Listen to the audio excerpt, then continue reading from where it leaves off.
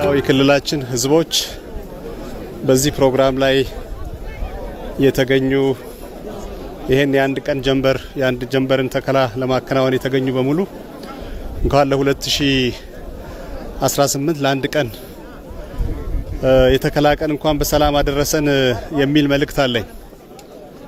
በተረፈ በዚህ አመት በአገር አቀፍ ደረጃ ከ800 ሚሊዮን በላይ ችግኞች ይተከላሉ። በክልላችን ከዚህ ውስጥ ከ10 ሚሊዮን በላይ ችግኝ ዛሬ እንተክላለን። ዛሬ ያለንበት ቦታ በማዕከላዊ ኢትዮጵያ ክልል በቀቤና ልዩ ወረዳ ነው። እዚህ ቀበሌ ላይ ከ8 እስከ 10 የሚሆኑ የቀበሌ ማህበረሰብ ተሰብስበው እየተከሉ ነው ያሉት። ይሄ ፕሮግራም ያው ሁላችንም እንደምናውቀው በአገር አቀፍ ደረጃ ፖሊሲ ተቀርጾለት ስትራቴጂ ተቀምጦለት በክቡር ጠቅላይ ሚኒስትራችን አማካኝነት የእሳቸው ኢኒሼቲቭ ሆኖ ላለፉት 7 ዓመታት በተከታታይ ሲከናወን የቆየ ፕሮግራም ነው። ፕሮግራሙ እጅግ በጣም ውጤታማ ነው። እንደምታውቁት በዓለም ደረጃ አሁን የአየር ንብረት ለውጥ እያስከተለ ያለው ጉዳት አንዳንዱ የማይገመት ነው። ኢትዮጵያና በኢትዮጵያ ውስጥ የሚገኙ ልጆች በመተባበር በየአመቱ ይሄን ፕሮግራም በጣም በጥብቅ ዲሲፕሊን እያከናወኑ ስለሆነ የዝናብ መጠናችን በየጊዜው እየጨመረ መጥቷል። ሊያጋጥሙን የነበሩ አደጋዎች እየቀነሱ መጥተዋል።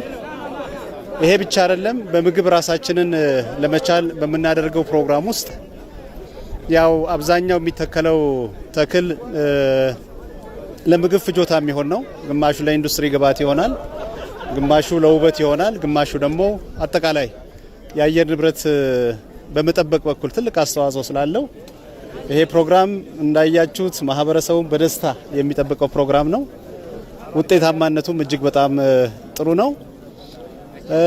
ከዚህ ባሻገር ይሄ የአረንጓዴ አሻራ ምንድነው እያስተላለፈልን ያለው መልእክት የሚለውን ትንሽ ብሪፍ ለማድረግ በጋራ መሆን፣ ህብረትን፣ መሰብሰብን ከፊት ለፊታችን ሊያጋጥመን የሚችለውን አደጋ በጋራ መከላከል ነውና በጣም የተሳካለት የጋራ ትርክት ተደርጎ ሊወሰድ ይችላል።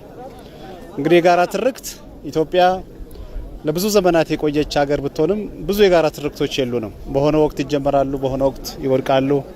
ከጋራ ትርክት ባሻገር ያለን ትርክቶች የተናጠል አካባቢን መሰረት ያደረጉ ናቸውና ይሄ የግሪን ሌጋሲ የሁሉም ኢትዮጵያኖች ፍላጎትና ሁሉም ኢትዮጵያኖች በዚህ ፕሮግራም ላይ መሳተፍ የሚፈልጉበት ስለሆነ ትልቁ የጋራ ትርክታችን ብለን እንወስደዋለን።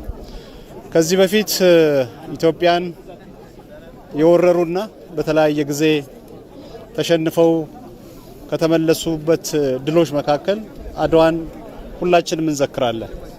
ይሄ እንደ አድዋ ድል ነው የሚወሰደው። ህብረተሰብ ያሰባስብልናል፣ በጋራ ይሰራል፣ በጋራ ሊያጋጥመን የሚችለውን ችግር ይመክታልና ይሄ ተጠናክሮ መቀጠል ይኖርበታል። እንደ ማዕከላዊ ኢትዮጵያ ክልል አሁን ዛሬ ከምናደርገው ባሻገር ለዚህ ለወቅቱ የተቀመጠ አጠቃላይ ችግኝ መትከያ ወቅት አለ።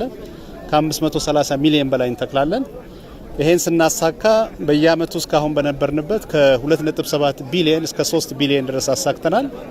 ይሄ በደንብ ፕሮግራም በእያንዳንዱ ሰው ግቢ ውስጥ፣ በእያንዳንዱ የእምነት ተቋም ግቢ ውስጥ፣ በትምህርት ቤቶች ግቢ ውስጥ፣ በመንገድ አካፋዮች እና ህብረተሰብ ይዝናናባቸዋል በምንጠብቃቸው ቦታዎች በሙሉ ይሄን በፕሮግራም እንተክል ከሆነ በቀላሉ ምግባችንን እናገኛለን፣ በቀላሉ የአየር ባህሪያችንን እንጠብቃለን፣ በቀላሉ ለተለያዩ የኢንዱስትሪ ግብዓት የሚሆኑ ማቴሪያሎች እናገኛለንና ይሄ ፕሮግራም በጣም ተጠናክሮ መቀጠል ያለበት ነው። እንዳይኸው እኔ በግሌ ልጆቼን ይዤ መጥቻለሁ። ዛሬ ከኔ ጋር አብረው የመትከል ፕሮግራም አከናውነዋል። ሁሉም ቤተሰቡን ይዞ ነው የሚመጣው እና ተጠናክሮ እንዲቀጥል እንፈልጋለን። ሽማግሌዎች በዱዓቸው መርቀዋል። እናቶች በጸሎታቸው እያሰቡ ነው ያሉት። ወጣቶች በጉልበታቸው እየሰሩ ነው ያሉት። አመራሮች ስራውን እያስተባበሩ ነው ያሉትና በዚህ ስራ ላይ ተሳትፎ ለነበራቸው ለሁሉም አካላት በራሴና በማዕከላዊ ኢትዮጵያ ክልል መንግስትም ትልቅ ምስጋና አቀርባለሁ። ለሁላችንም 2019 የሰላም፣ የፍቅር፣ የአንድነት፣ የመተሳሰብና በሀገራዊ ደረጃ የተጀመረው ምክክር መቋጫ አግኝቶ ኢትዮጵያ መከረች ኢትዮጵያ ተስማማች የሚልበት አመት እንዲሆን እመኛለሁ። አመሰግናለሁ።